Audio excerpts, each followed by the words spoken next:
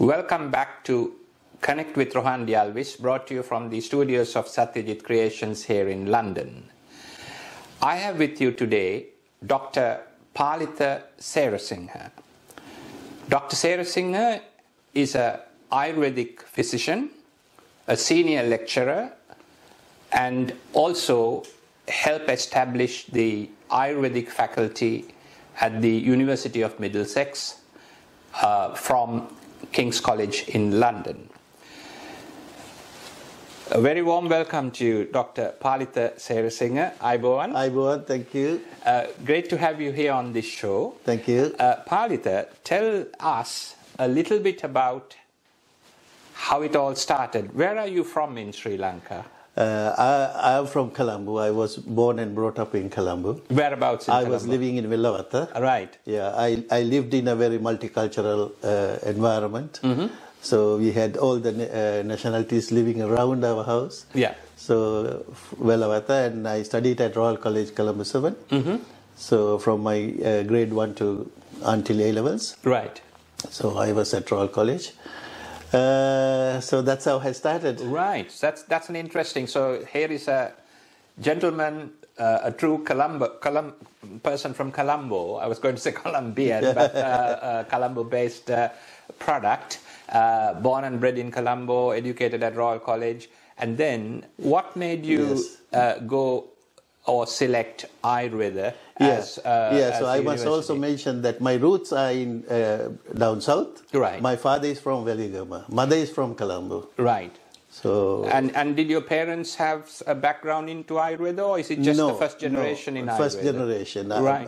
In our tradition, in our family, so there were none of Ayurvedic doctors. So I'm the very first. You're the very first. So that's an interesting point, because what made you then be the pioneer in your whole family to go into Ayurveda? Yeah, this is a very common question I receive. In fact, it is. I think it is my destiny. Mm-hmm. I was meant to study Ayurveda and become an Ayurvedic physician. So, but the social background is like anyone studying bioscience stream, so expect to go into the medical faculty. Yes. So I didn't have enough results to go into the medical faculty. Right. But I was selected to biosciences, but I gave up bioscience and I thought I'll do Ayurveda. So just walk us through, Palitha. After your A-levels, you went to study Ayurvedic medicine in Colombo. Yes. So did you have to join the University of Colombo or the Ayurvedic College in Borelli? At that time, it was the Government College of Ayurveda. That's in Borelli? 1997. Right. But we are the very first batch under the university. Mm-hmm. So because this college was handed over to the University of Colombo as an institute. It was called Institute of Indigenous Medicine. So we are the very first batch as the University of Colombo. Before that, it was Government College of Ayurveda. So how long was the course at the Ayurvedic College? 5 years plus 1 year internship. So just as a comparison for the interest of our viewers, so if you enter the Ceylon or the Sri Lanka Medical College, that also is a 5-year course. And it's the same for the Ayurvedic Medical College as well. Yes. And in our course, we have to study both the areas. We have to study Ayurveda as well as the modern medical science subjects as well. I see. Starting from anatomy. So it's kind of an integrative course. So you are exposed both to the Western aspects of medicine, while specializing in the Ayurvedic aspects. Yes, our curriculum is very specific in that manner. Probably you might have heard about Dr. Lenora, who established this the curriculum. So it includes all the modern medical science, starting from anatomy, physiology up to probably not in the depth as in the medical faculty, but we study everything. So what happens once you qualify as a from what we in Sri Lanka say pass out from the medical college, in this case the Ayurvedic Medical College, are you sort of guaranteed a job in the government sector, or do you have to look for jobs? No, it's not guaranteed. Some graduates go into medical practice in the government hospitals, and of course there are some CD, central dispensaries. So there is certain intake into the government, but other practitioners, so they have to start their own private practice. Right. And either go into the private sector. So Palitha, what did you do after you qualified? Luckily, I had first class honors degree. Congratulations. Thank you. So therefore, I was directly taken into the university as a demonstrator. I joined. Right. That was in 1983. Right. And so then I was promoted to assistant lecturer and so on. So I became a part of the faculty. So you became part of the faculty teaching staff. Yes. As a lecturer eventually. Yes. So I have read your background, and you ended up in Japan. Yes. So how did that happen? Also in the same field. That's the important point that I want to highlight. Usually the Ayurvedic doctors in Sri Lanka, they go to India for post-graduation. Because at that time there was no postgraduate course in Sri Lanka. So, but I was thinking I must do something different. And then I saw this advertisement for lecturers to apply to go to Japan. So that's called the Monbusho Scholarship. Monbusho is the Japanese government education department scholarship. So there are 5 scholarships given to Sri Lanka. Right. 5 scholarships. So there were about 450 applicants at the interview. There were about 450 lecturers from various other fields. So I don't know how luckily I got the opportunity to go to Japan. So you were one of the 5. One of the 5, yes. Where in Japan did you go to? At the university? Toyama University. At that time it was called as Toyama Medical and Pharmaceutical University. Now they call it Toyama University. And where is it? In Toyama. In Toyama. Yeah, Toyama, a place called Toyama. Right. So how did you, I mean, it's an unusual thing. Ayurveda we'll come to about the origins of Ayurveda in a little while, but it's an India, it's got a base in India, but you went for higher studies or postdoctoral studies into Japan at Toyama University. I mean, do they have a Ayurvedic background, or what's the backstory there? No, they have their own traditional system, which is a kind of a branch of Chinese medicine. Right. That's known as Kampo medicine. Say that again. Kampo. So the traditional Japanese medicine system is called Kampo. Kampo, yes. Like TCM for traditional Chinese medicine. That's right. Right. Okay. So, but I didn't go to study Kampo. I was in a medical faculty, Western medical faculty. So my PhD is in medical sciences. So you obtained your PhD in medical sciences? Medical sciences, right. Yeah, and specializing in pharmacology. Right. So it was, but I wanted to do my research on a herb because I'm from the Ayurveda field. Of course. So, but my professor, he said, he advised me that if you study a plant, so it will take a long time because you have to analyze the chemical ingredients, active principle. And so you have to go up to that level in order to receive the PhD. Therefore, he gave me a very different subject, a medical subject, which is known as cytochrome P. It's about the enzymes system in the liver, so which is leading to liver disease, cancer, and etc. So I was working on intralobular distribution of cytochrome P450. That was my PhD. So totally different from Ayurveda. But that knowledge I was able to apply to Ayurveda. Yeah. And then luckily, so he actually gave me the permission to use any facility in the laboratory and do my other research, herbal research, during my free time. So my wife, she's my batchmate. So she also joined as a research student. So We together we studied about Kothala Himbutu, Salacia. Say that again. Kothala Himbutu. Kothala Himbutu, a Sri Lankan. Very indigenous Sri Lankan herb. Just let's repeat that. Kothala Himbutu. Yes. What's the Latin name? Latin Salacia reticulata.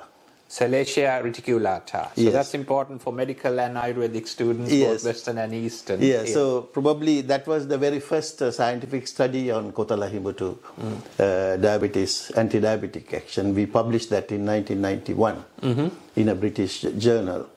So he allowed me to do your own research. Do my own research while doing the PhD research as well. Excellent. So once you completed or concluded your studies, postdoctoral studies, armed with a PhD, did you come back to Sri Lanka? Yes.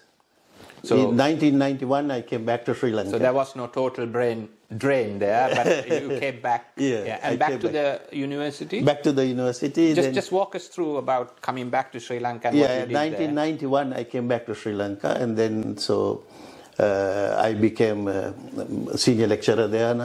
I was promoted to senior after the PhD, so you get the promotion. And after that, I became the head of the department of pharmacology. And later, I was the head of the department of traditional medicine as well. Then, probably the most significant my contribution is leading the project to establish post-graduation in Sri Lanka. I see. Yeah, we established a course, 2 courses, one postgraduate diploma course as well as MPhil. Master of Philosophy. Master of Philosophy, MPhil course for Ayurvedic graduates. So that's an important point because when you left for Japan, you went to do postdoctoral studies for your PhD. PhD. Postdoctoral is yeah. So for your PhD, because you didn't have the facility in Sri Lanka for Ayurvedic studies. But when you came back armed with your PhD, etc., you then were able to establish an award, PhD awarding diplomas, etc. So that's a great achievement for Sri Lanka. And in that direction, you have been one of the main clogs in a big wheel. Yes. Well done. So, what brought you to King's College in London then? So I'm one of my passion is research. So I was establishing research projects and also small research laboratory in the university as well as. And so my little research, I wanted to further the study. Then we came across this Commonwealth Fellowship scheme. I applied for that.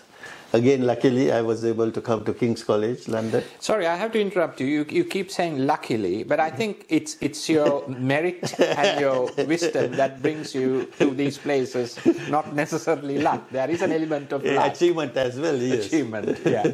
Achievement as well, but... Yeah, so you got selected through the Commonwealth Fellowship. Yeah, into King's College in London. King's College in the year 2000. Right. So I was there as a visiting academic researcher. Commonwealth Fellow. So I was I was studying liver protective herbs. I see. So herbs that are good for the liver, health of the liver. Yeah, right. Yeah, especially herb known as musanda. Say that again. Musanda. Is it a item that's available in Sri Lanka? Yeah. Musalla. Musanda. Right. Yeah, so I worked on that. Then I worked on diabetic herbs, anti-diabetic herbs. Give us a few names. We're not advising patients here, but just naming names. Yeah, I was researching on a range of herbs, including, Arlu Bulunelli, what do you call, methi is fenugreek, Karapincha. So, Karapincha, this type of herbs has a very interesting effect known as starch blocking. Starch blocking. Blocking the starch. Starch blocker. That is, so when we eat starch is converted to sugar with an enzyme known as alpha amylase. So the sugar is converted to glucose with a enzyme known as alpha glucosidase. Right. So herbs like karapincha and fenugreek, then mungata, mung dal. So all these have a chemical which can block the alpha amylase and alpha glucosidase. I see. So therefore, the starch won't convert it into sugar. Into glucose. Stops the starch or the carbohydrates from converting into glucose. That's and right. storing it in the body. So these are actually really fascinating insights into the Ayurvedic aspects of health issues. Yeah. I mean, the natural vegetables, herbs in Sri Lanka, taken in moderation on a continuous basis or on a regular basis, will help support and will help improve the health of people. I think the problem we all have, not necessarily as Sri Lankans but as human beings, is when somebody says take one item, we just take it for a day, and then another month later we take it again. Yeah. But I think with Ayurveda, for consistency, you need to be taking it on a continuous basis as part of a balanced diet. Yeah, in Ayurveda it is not only medicine. We say ahara viharana aushadha. Ahara viharana aushadha. Now I understand ahara and ahara aushadha. is diet. Yes. What's viharana is lifestyle. Lifestyle. Viharana. Yes. Yeah. And aushadha is medicine. Medicine. So it's not, we don't directly jump into medicine. First we try with dietary measures, and then go, of course, lifestyle corrections, and then medicines. Finally medicine. So I mean, I'm seeing parallels with Western medicine as well, because today, in a very busy 21st century, we talk about lifestyles mainly. We are running from one place to another. Then we eat fast food. Yes. And then we get ill, and then we look for medicines. Yeah. You are saying the same thing in a more organized, structured way from the point of view of Ayurveda. I'm simply trying to compare the two systems as I can see similarities. Hope you can see it as well. Yeah. So ahara, viharana, aushadha, food, lifestyle, or dietary habits, lifestyle, and medicines, in that order. Yes. Great. I'm really grateful because I'm learning, as well as our viewers are learning, understanding what's going on here.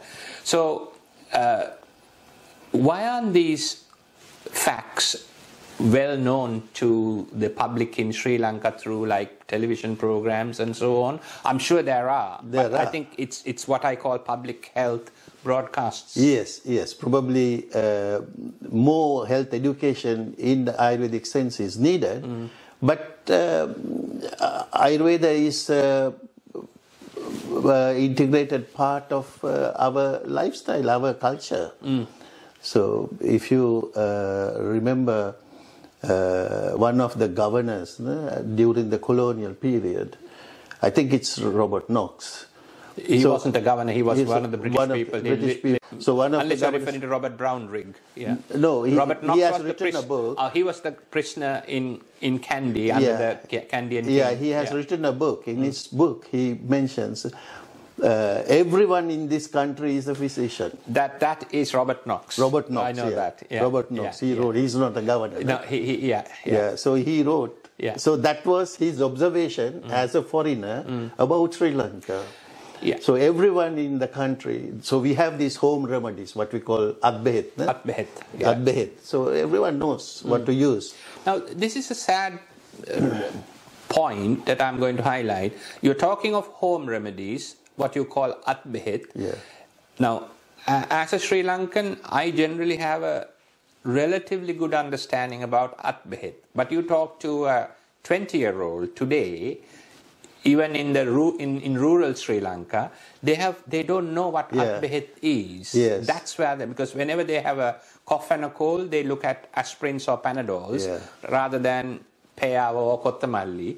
I'm not saying one is better than the other, but the natural inclination is to go for a quick fix. Yes. Now, with Ayurveda, it's a slow process. Now, that perhaps is a conflict in the 21st century where everything is fast, fast and furious. Yeah, everything quick fix is not a good target. But I think about Ayurveda also, this is a misconception that herbs needs more longer time to heal a disease. That depends on the disease. If it is a chronic disease, you need a longer period. But say, if it is an acute condition, there are medicines which can, help. Now, cough and cold remedy, for example. So that has to work fast. And the local remedies, Atbehet, Peyava and Kotamali and things work fast. Yes. And it gives more relief. Yes. But people go for the quick fix. Yes. But we need to understand there are a lot of side effects of chemical drugs as well. Very much so. So that is also something the public need to be aware of. I'm really fascinated by your explanation of Atbehet or home remedies. I think maybe we should have another program dedicated to actually Atbehet, home remedies that people can use without rushing to a hospital looking for a quick fix solution. But equally, I learned something yet again from you. I always thought Ayurveda is a long-term fix. No, what you're saying is just like Western medicine, for chronic ailments, it's a long-term thing. For acute issues, there are immediate fixes. Yes. So thanks very much for clarifying that, Palitha, because we are all in a learning process, a curve. Now, with all of that, you came to King's College, and then what happened? Where did life take you from King's College? Yeah, so when I was at King's College, I met with another Sri Lankan, Dr. Atik, who runs the Ayurveda college in... Dr. Atik. Maharuf Atik. Right. So he runs this College of Ayurveda in the UK. So he invited me to give some lectures at the college. So I was giving some part-time lectures there. And then at one time he invited me to join the college after finishing the fellowship. So I thought, why not? Yes. And then I resigned from the faculty there. And then I started working with him at the college here. And where is this college based? It's based in Milton Keynes. Milton Keynes. But those days we had the classes in a central London venue, at a central London venue. So still we run the college. So after that what we did was we developed a joint program with Middlesex University. That's interesting. So from the College of Ayurveda in London, or Milton Keynes rather, you combined it with the University of Middlesex. Right. So we developed the curriculum with the Middlesex University, and then we were running these programs, degree programs. So when we joined the program, we were the only Ayurvedic degree awarding institute outside India or Sri Lanka. I see. So that was the only. So outside of India and outside of Sri Lanka. In Southeast countries, of course, in Europe, and this was the first, the University very of Middlesex. First, and it was the one and only. So, what was the intake of students like? I mean, were they local British students, or were they across the board? Across the board, whole Europe, we had students coming from. Even now, we have French, German. Belgium, so all the European, Croatia, Latvia. So it's across Europe. Across Europe. So that's good to hear, because now back in Sri Lanka, most of us think that Ayurveda is primarily based in India, and there is a spillover into Sri Lanka. However, what's important to understand is Ayurveda is not just restricted to the Asiatic countries. It has been accepted by the Western countries. There are many hundreds and hundreds of students studying Ayurveda and then becoming Ayurvedic practitioners. I think what's important is they use this as complementary Yes. medicine rather than exclusive medicine. Yes. So India, Sri Lanka, so we practice Ayurveda and Western medicine as two parallel systems. No? But here it is, as you mentioned, it's like complementary and alternative medicine. Although we don't like to call it as a complementary and alternative medicine. Sure. We would like to label Ayurveda, even Chinese medicine, as a traditional system of medicine. Absolutely. Yeah. So, but here when we practice, so what we practically can do is complement and sometimes alternative. Yeah. Now, this is all really fascinating. So, I want to sort of take you back towards history now. Ayurveda, no doubt, the Sinhalese word for welcome is Ayurveda or Ayurbovan. So there is a connection to the very word. And Ayur means life. Veda means science or knowledge. Vedic. Yeah. So it takes me personally to think of Indian or roots in India, Ayurveda. Yeah. No doubt Sri Lanka, we have the Ayurvedic system very well established. Now, just going into slight deviation from the word Ayurveda, I hear, well, we've had on this channel programs on the Hela people and the Hela Diva and so on. Hela Vedakama. What is that, Hela Vedakama? Yeah. And is Ayurveda and Hela Vedakama the same, or have they got intermingled? Yes. Explain, please. Yeah, it's a very complex question actually. You know, this Hela means Sinhala, no? Yeah, Sivhela. Sivhela, yes. So Hela Vedakama. Actually, this Hela Vedakama, the term Hela Vedakama came into practice very recently. But earlier we used to call it Deshiya Vedakama, no? Yeah. Indigenous system. Indigenous medicine. Native medicine. Native Deshiya. medicine. Yeah. Or those days it was known as Swadeshiya Vedakama. Yeah. And sometimes we call it Sinhala Vedakama, no? Yeah. So whatever we call it, so it's the indigenous system of medicine which was developed in Sri Lanka. Not probably, each and every country had their own indigenous system of medicine. So, and the origin of Ayurveda, so it says Brahma created this knowledge. So Brahma is the creator. Brahma is the creator. But in Hindu, yes. In Hindu religion. Although we refer Brahma as a god, but Brahma means the intellect, the natural, the knowledge. So knowledge was for everyone, science for everyone. It's not for any particular nation. So therefore, each and every country probably had their own indigenous system of medicine. Likewise, we also had the indigenous system of medicine in Sri Lanka. Just pause there. So we had our indigenous system of medicine prior to Vijaya as well. Oh, yes. So we are Much not more talking, we are not talking, Vijaya's history is very... 2,500 years. Yeah, 200 is very recent history. Yeah. Probably we had more, a good 5,000 years. More than 5,000. Even origin of Ayurveda is 5,000 years. Right. The story in India is 5,000. But we had our own system even before that, I suppose. In the island that we used to call Heladiva. Heladiva. Right. So probably the Ravana himself is a Ayurvedic physician. The Ravana story go back to 170,000 years. It's not 5,000. 170,000 years. So it's a different era. No?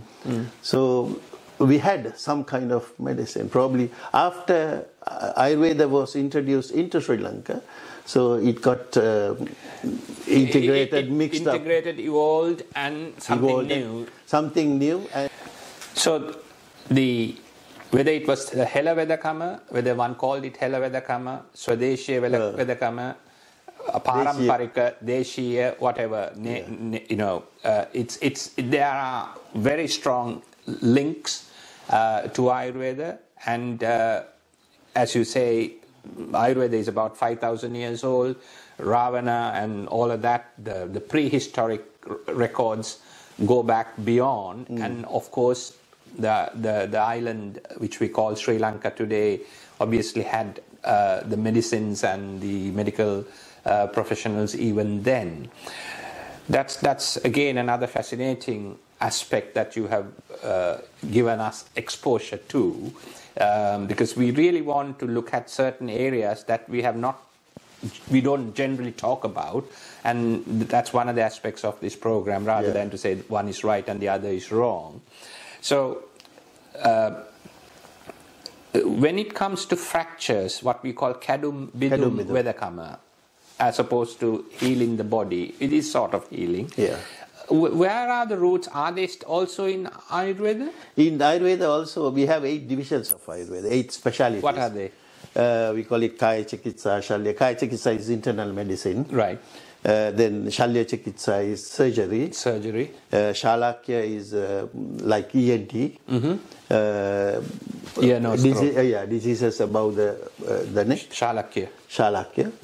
Then we have Kaumara Bhrutya. Kaumara Bhrutya includes pediatrics, child care, children and child care, and children diseases, of course, pediatrics. Also, that section includes gyn and obs, gynecology and obstetrics. So, because we start from the mother's health, of course, to the child. So that, then we have Agada Tantra. Agada is toxicology. Right. Yeah, so poison, now snake bite treatments comes under Agada Tantra, toxicology. Then Bhuta Vidya. Bhuta Vidya, the spiritual treatments like, this Tovil and everything. So that's also part of the a stream of native medicine. Yes, ritualistic treatment. Ritualistic treatment. I suppose that's sort of psychologically balancing people and therapy, etc. Yes. That's, in modern terms, we can call it as psycho-neuro-immunomedicine. Psycho-neuro-immunomedicine, Tovil Bali Tovil. Yes. I'm really fascinated today, because by what all of this information, it's really useful to know. Yeah, and then there is another specialty known as Rasayana. Chemical? No. Rasayana means rejuvenation. Right. Anti-aging. Anti-aging, rejuvenation. Right. No. Because my understanding of Rasayana means Rasayana Vidya, chemistry. Yeah. Right. Rasayana means anti-aging, rejuvenation. Rejuvenation treatments. That's a very special section in Ayurveda, anti-aging. And the last one is Vajikarana, sexual virility, developing the sexual virility. Reproduction, etc. Reproductive, yeah. So that's 8. 8 divisions, yeah. Right. I mean, so that explains in my mind. Yeah. Sorry, are you going to add something? Yeah, no, your question was about fracture treatments. No? So that comes under surgical treatment, surgery. Right. So under surgery, we study about Bhagna or fracture treatments. But in Sri Lanka, we have a well-established, very effective treatment methods for fractures. So those are the traditional physicians who practice the kadum bidum treatment. So we have very special, very good oils, which you don't find that in classical Ayurvedic text. These recipes. So these are really Swadeshi, pure indigenous recipes. So these are very effective. That is something, the Sri Lanka should do more research on it, alongside with the mainstream orthopedics. Orthopedics should get together. We have done some studies like that. This should be a much more established study, which you can give to the humanity. So Ayurvedic, the 8 divisions or the specialisms you mentioned are no different to the specialisms in Western medicine as well, because this is, I think, again, the misconception on the part of us. And with a Western medical doctor, you have a general practitioner, and then you have the specialists, the consultants specializing in certain aspects. But when you talk of a indigenous doctor, a Sri Lankan Ayurvedic doctor, or an Indian Ayurvedic doctor for that matter, we look at him as one. But it is not one. It is not. He's like similar to the GP, and then each of them, the practitioners have specialisms. Yeah. So where the fractures, orthopedics, anti-aging or reproduction, and children, pediatrics, etc., all of that is within the overall Ayurvedic medicine. Yeah, even traditional physicians, so they have their own specialities. No? So like Manasika Roga, mental disease. Neelam Mahara tradition is very popular. Neelam Mahara tradition. Neelam Mahara tradition. So you have Vata Roga, that is paralysis, treating paralysis. So they are very specialized in that area. Skadumbidum, for example. So they treat only Kadumbidum. Snake bite. So Vishaveda Mahatya. So they treat, so you have specialities. And you just mentioned Visha, poisonous aspects, especially in countries like Sri Lanka, tropical countries, where you have snakes, reptiles biting you. One of the things I have seen is a Nai Gala. Yeah. I know I'm looking at it from a customer or a consumer standpoint. You're looking at it from a professional aspect. Tell me, do these things work? Yes. As a first aid treatment. It's a long story. Yeah. You know, our indigenous people living in villages, the Vedda community, the indigenous, Vedda community. So I did a survey among them. I was interested in to see whether they use the same herbs that we use, or whether they have other, different types of medicines and etc. So we went and did a survey. So one of the facts I wanted to find was about Naigala. So because they are the people who have the proper recipe, you know? Right. So to cut a long story short, so after that what we did was, one of my MPhil students, I gave this as a project. We did a study. We collected venom, the poison from the snake. Cobra. Yeah, and then we tested that, whether we tested in laboratory methods, like using a blotting paper, using banana tree and injecting that to animals and etc. So we tested. So this can absorb the poison. Suck it out. Suck it out. Right. That has the power to suck. So therefore, the poison circulating in the body will get reduced. I see. So it's a great source of first aid. First aid, yeah. As a first aid, not a treatment. Not as a total treatment. So your best advice would be, if you have a Naigala or a snake stone, apply it immediately, or even with a syringe, suck it out and go get to a hospital. Immediately. So put a tie up, so and then put the Naigala. So I mean, I think the army personality during the conflict, so they were living inside the jungle. Yeah. So they were carrying Naigalas. Yeah, I had heard of this before, where during the conflict times, the armed forces were carrying these as part of first aid. So it's a very good mix that we have developed in Sri Lanka. Thank you so much for that exposure, and I call it expose, into areas that we haven't hitherto been privy to, basically. So what are you doing now? Now, of course, I do some part-time teaching at the College of Ayurveda. Right. And also practicing as an Ayurvedic physician. I also heard, Palitha, you do teach students Japan. overseas, yes? Yeah, Japan. So we have been running this course in Japan over the last 20 years. So before pre-COVID, so I used to travel to Japan like 6 times in a year. Yeah. But now only through the internet, Zoom, online, so online teaching. Yeah. So where in Japan is this again? Tokyo. In Tokyo itself, Tokyo, yeah. right. Is it a university or a college? No, it's a college. Right, college. right. It's affiliated to our college here. I see, affiliated to the London College. London College. So the students mainly are again Japanese? That's purely Japanese. Purely Japanese. Rarely we get a Chinese. Yeah.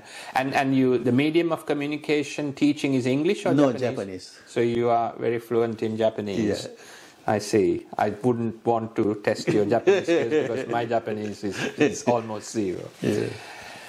Okay, very well done. Thank you very much. Thank you so much. Dr.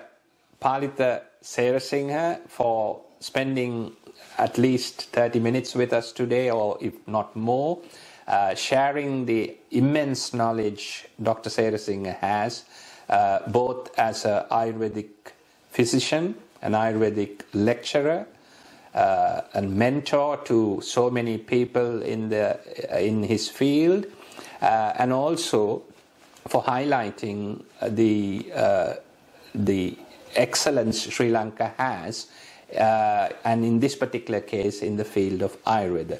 Dr. Palitha Serasinghe, thank you very much. Thank you so much for having me. Thank you. Thank you. Ayubowan. Ayubowan.